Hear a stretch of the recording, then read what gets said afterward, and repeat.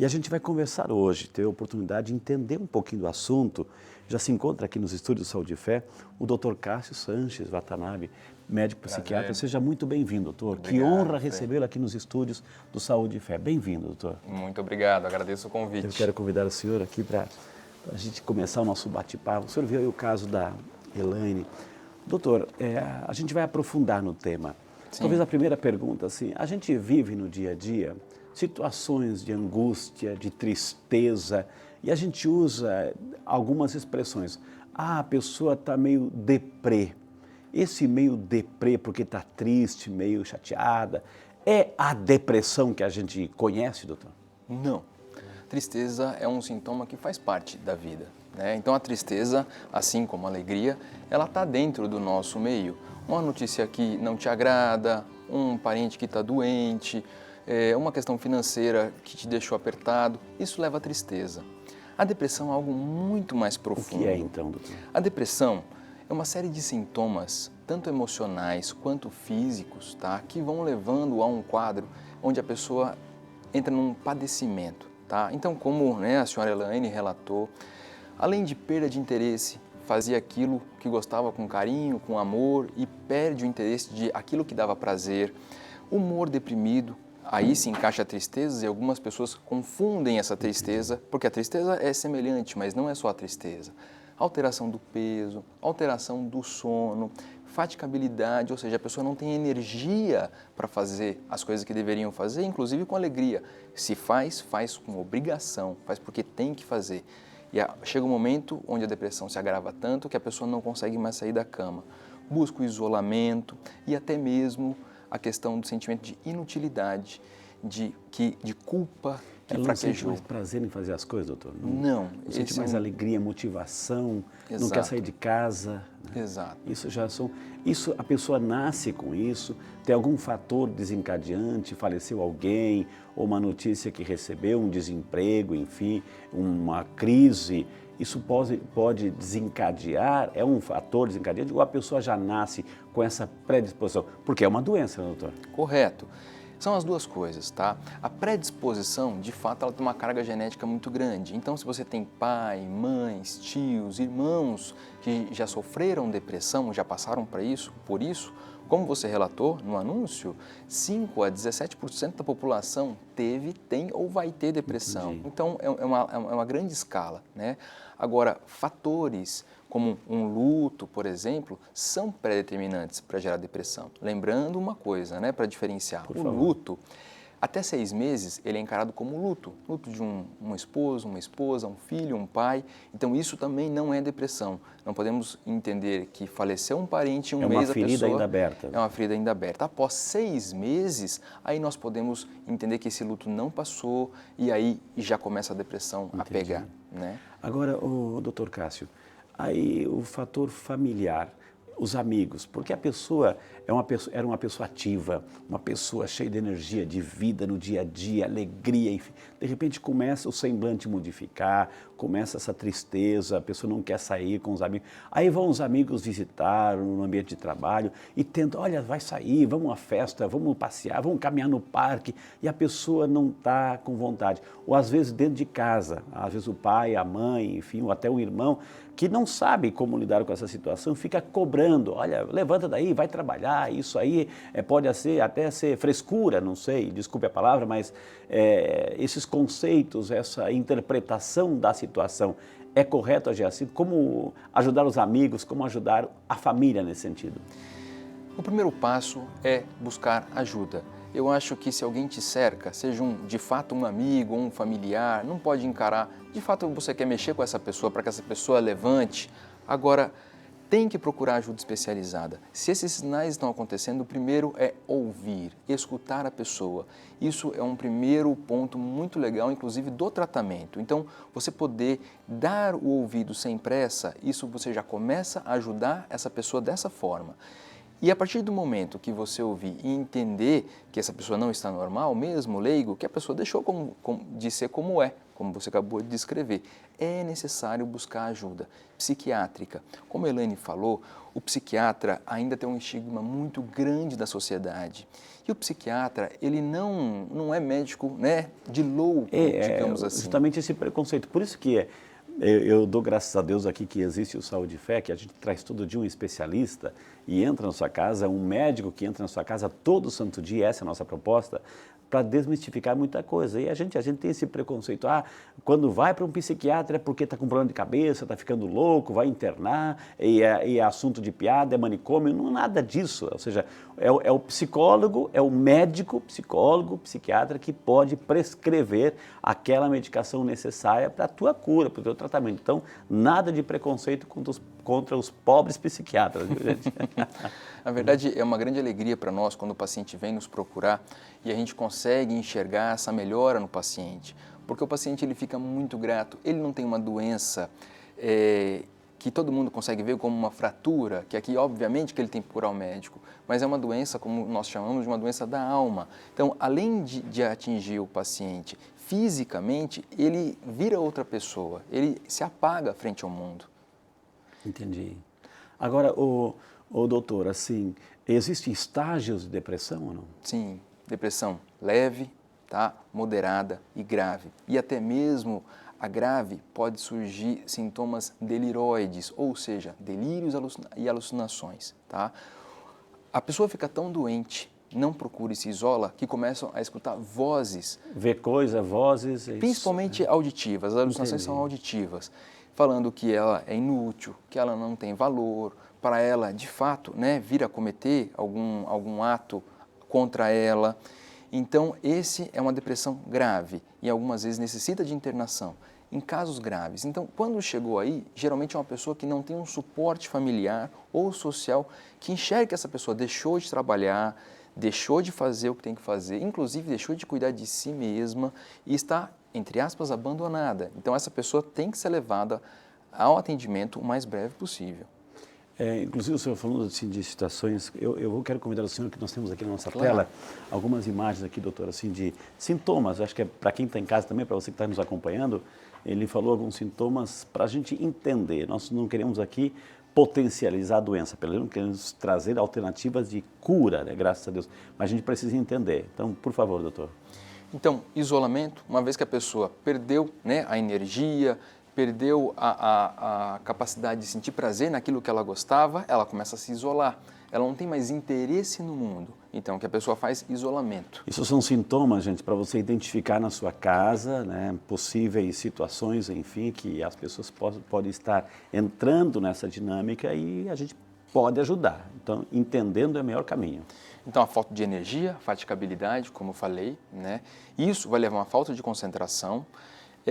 E a falta de concentração vai levar à falta de memória. Uma vez que eu não gravo, eu não lembro. Então, muitos pacientes nos procuram no consultório falando, doutor, mais ou menos com 30 anos, eu não tenho mais memória. Será que eu tenho Alzheimer ou uma outra demência? E quando a gente vai investigando o quadro, é um quadro depressivo, onde a pessoa não tem concentração, ela não grava, ela não lembra.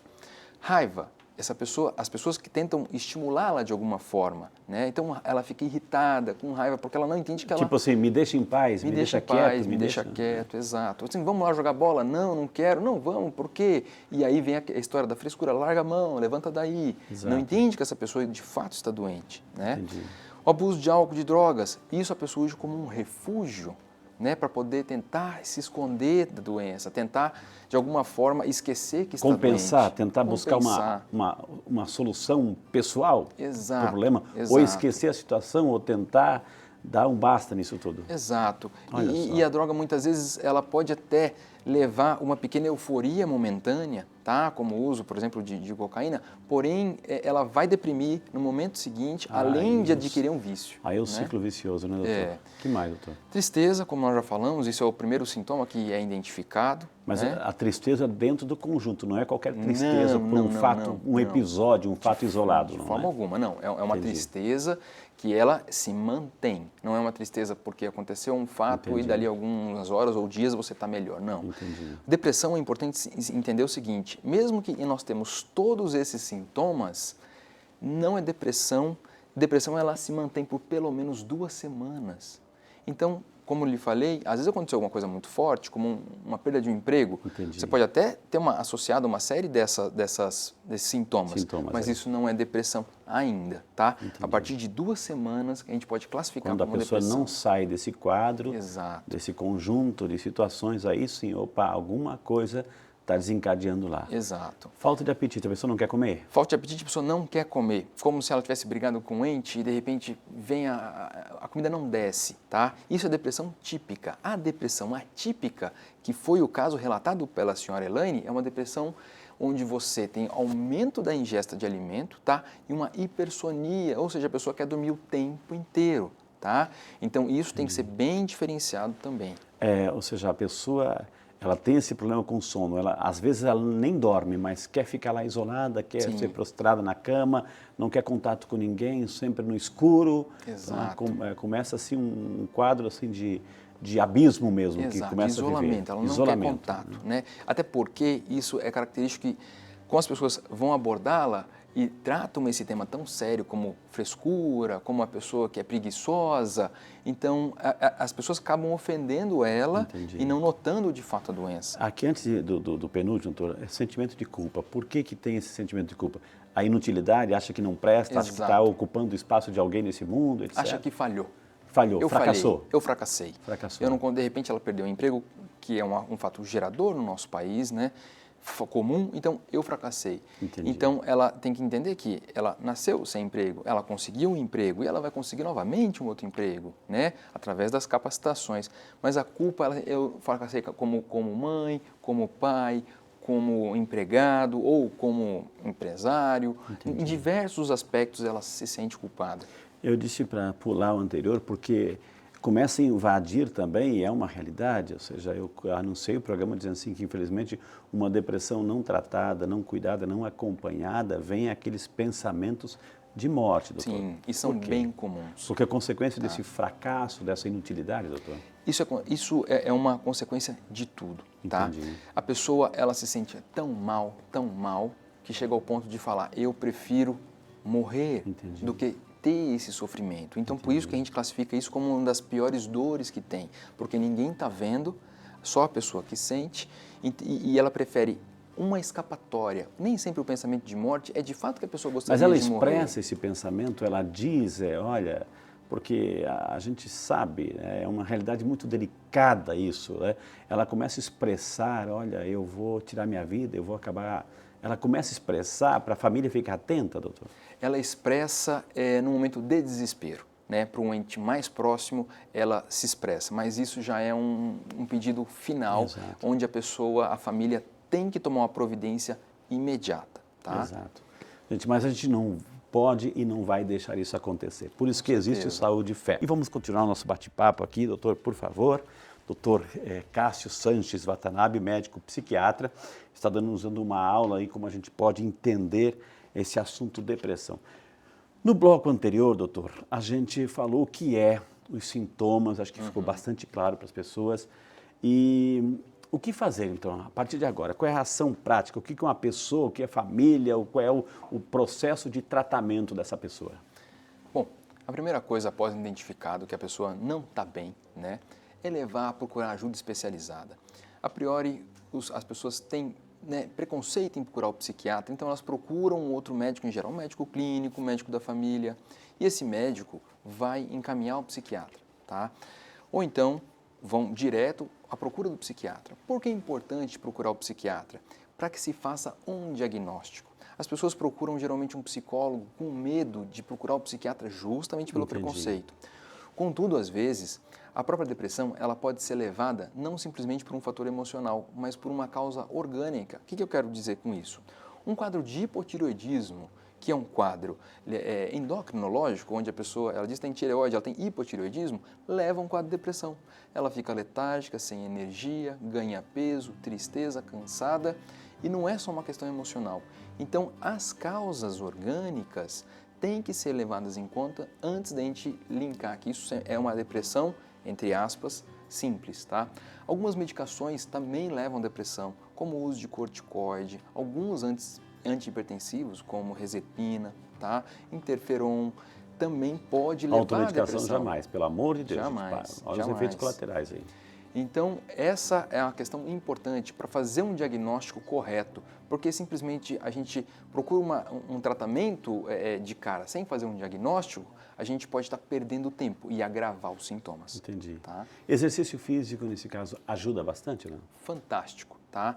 Então, após procurar ajuda, né, especializada, o médico ele vai recomendar. Se for um caso grave, né, após ele já entender que não é por medicação, não é por uma questão orgânica, que é uma depressão, ele vai iniciar um tratamento medicamentoso. Até de moderado a grave, ele já vai tratar o paciente com medicamento. Por quê? A gente tem que tirar o sofrimento do paciente. Claro, claro. A gente não tem como esperar que o paciente, apenas com incentivo, você não vai conseguir amenizar o sofrimento. Então a medicação, apesar da medicação mais moderna que tiver, tá? Hoje no Brasil a gente usa medicações que se usam no mundo inteiro, nos Estados Unidos, Canadá, Europa. A medicação demora em torno de 15 dias para começar a fazer efeito. Quanto é o tempo de tratamento, doutor? O tempo de tratamento é o seguinte, ele em torno de 6 meses, até a gente atingir a remissão total dos sintomas, Entendi. Ou seja, a pessoa vai voltar a ser quem ela era antes, né? Fome, o sono, isso a gente consegue ajudar de forma quase que imediata. Então, 2, 3 dias a pessoa já volta a dormir, a alimentação já volta a se restabelecer como normal. Agora, o quadro depressivo ele vai com o tempo remitindo. Entendi. Após um tratamento onde a pessoa remitiu os sintomas, se é um primeiro episódio, a gente necessita manter o tratamento por 6 meses ainda. Se é um tratamento onde a pessoa já teve crises... E é importante essa fidelidade, né, doutor? Ou seja, começou o tratamento, sentiu melhor a desistir. Já deixou de ir no médico, no psiquiatra, deixou de tomar aquele remédio porque sentiu melhoras. Então, cuidado. Se o tratamento tem um princípio, um meio e um fim. Exato. E quem vai determinar isso é o médico. Então, quando ele precisa de 6 meses ou uma semana, quando prescreve o medicamento, a gente tem que ser obediente, pelo menos nessa parte, né? E o que acontece? A pessoa vai se sentir melhor e ela tende a não querer tomar mais a medicação, então ela tende a desistir. Quando desiste, recai. Volta, claro. E quando a pessoa tem 2 ou 3 recaídas, a doença cronifica. Então você imagina que ela nunca mais vai poder deixar de ter um suporte. A gente não quer isso, a gente quer que todas as pessoas sigam a vida normal, sem tratamento, né? Eu queria que os câmeras dessem um close aqui na tela, por favor, diretor, porque você na sua casa também pega o seu celular, já tira a foto do celular, tira uma foto da tela aqui, tira uma foto da tela, porque aí você tem também na sua casa, olha, a tela tá, tira uma foto dessa tela agora, então você sabe o que é, quais são os sintomas, enfim, para você ter um pouco mais de informação aí no seu dia a dia, viu? Gente, se tem alguém nesse planeta que entende do assunto, está aqui hoje. Então, doutora, a gente sabe, assim, aquele gostinho de quero mais. Então, para quem está em casa hoje, aquela mensagem de esperança, né? Depois a gente vai fazer um momento de oração, mas aquela mensagem de esperança de um profissional aí para a gente tentar conhecer e superar essa realidade chamada depressão, doutor. Busque ajuda. Todo sofrimento, tá? O transtorno mental, ele tem sim tratamento, a pessoa não vai ficar mais doente do que estava e sim vai ter uma recuperação e provavelmente vai voltar a ser o que era no seu melhor estar, tá? Então, procure ajuda especializada, procure um psiquiatra, que você tem sim um caminho de recuperar ao invés de ir padecendo aos poucos. Tivemos a alegria hoje de conversar com o Dr. Cássio Sanches Watanabe, médico psiquiatra. Quem quiser entrar em contato, vale a pena para esclarecimentos. 0 operadora 12 3302 6398, 3302 6398, ou entre no site Clínica Neopsique, está na tela para você copiar, neopsique.com.br. Dr. Cássio, em nome do nosso programa, nós queremos imensamente agradecer. Eu quero entregar aqui um mimo para o senhor, como forma de gratidão. Eu virei história em quadrinho também, eu converso com as crianças a importância de cuidar da saúde desde pequenininho, doutor. Muito obrigado. A Elaine falou da espiritualidade, hoje a importância da espiritualidade, já eu vou fazer uma oração. Mas nós temos aqui a imagem de um santinho, que é o São Peregrino Lazioso e protetor contra o mal do câncer. Eu gostaria que o senhor levasse com carinho e colocasse no seu consultório lá também, tá bom? Obrigado. E se entrarmos em contato para outros temas dentro da sua área de psiquiatria, o senhor voltaria aqui, doutor? Sim. O senhor se comunica muito bem, viu? Obrigado. Que Deus abençoe. Eu vou pedir licença que muita gente também pede oração, viu? Eu quero rezar por todos, começar pelo senhor, pelo médico aqui, tá bom? E eu queria falar mais uma coisa, que a fé, a religião ajuda muito também na depressão. Eu tenho certeza disso. Isso é uma coisa que Os pacientes falam e a gente sente isso no consultório. Por isso que agora veio o momento de oração, né? Muito obrigado, doutor. Que Deus Obrigado, abençoe. agradeço o Sucesso, viu? convite.